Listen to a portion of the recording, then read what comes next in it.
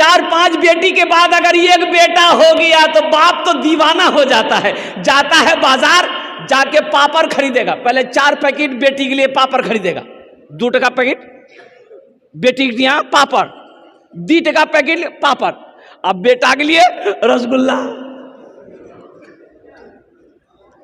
हाट से आया, चौक से आया, बाजार से आया, अररिया से आया, और कुर्बान जाए तमाम बच्चे दौड़े, बेटियां भी दौड़ी, बेटा भी दौड़े।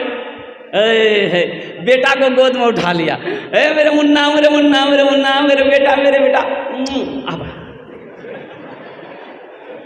अब बेटी टिया बोली, ए बाबा की अल्लाह बाबा, जो हेले पापड़ ले जो, निकाल के पॉकेटों से रसगुल्ला, ए बेटा खेले, मुन्ना खेले। वही बेटा जवान होकर बाप को रस्सी में बांध के मारता है। लेकिन एक बात याद रखना नौजवानों, बेटा सिर्फ अल्लाह की नेमत है, बेटी नेमत भी है, बेटी बरकत भी है, और बेटी बाइसे निजात भी है। इंशाअल्लाह बेटियों से मोहब्बत करेंगे।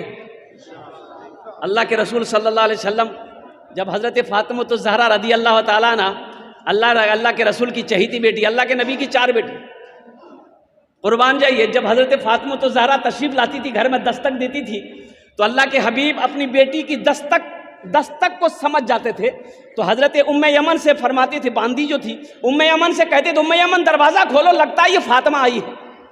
दरवाज़ा खोला जाता, फातिमा अंदर दाखिल हुई, अल्लाह के रसूल बैठे होते थे, खड़े हो जाते थे, सुभान अल्लाह बोले तो माशाअल्लाह, बेटी के इस्तकबाल में खड़े हो जाते थे। और यही तक नहीं, उलमा फरमाते हैं कि अल्लाह के रसूल सल्लल्लाहु अलैहि वसल्लम हजरत फातिमा तो ज़हरा के इस्तकबाल में चंद कदम आगे बढ़ते थे, हाथों को पकड़ते थे, पेशानी पे बौसा देते थे, फिर पकड़ कर लाकर सबसे पहले फातिमा को बैठाते थे, फिर अल्लाह के हबीब बैठते थे।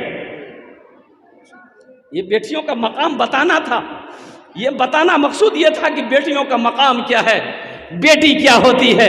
अल्लाह के रसूल इरशाद फरमाते हैं, ए लोगों बेटियों से मोहब्बत करो, मैं भी बेटी वाला हूँ।